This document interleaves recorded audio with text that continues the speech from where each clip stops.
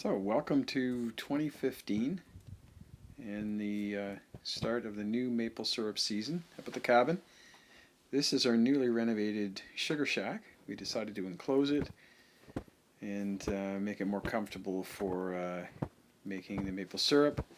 We have some salvaged windows from a window job we had a couple of years ago, and I saved the windows on it, so we use those in the sugar shack. They look pretty cool, and use the pressure treated board vertically. It still has spaces in it because we have our wood stored inside, and you want a bit of air circulating in there to help dry the wood as well.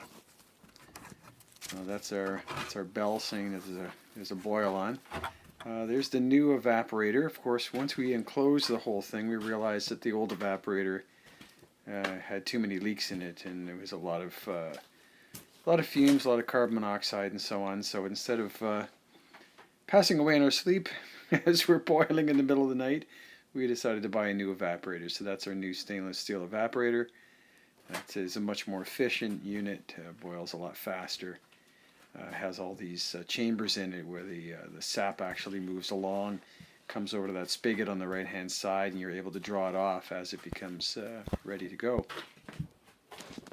We stored all our wood on the inside as well. We've got about 3 rows deep of wood stacked in the corner here, and hopefully that's going to be enough for the entire season. If not, we'll have to bring some in from the main cabin wood, but I don't think we will.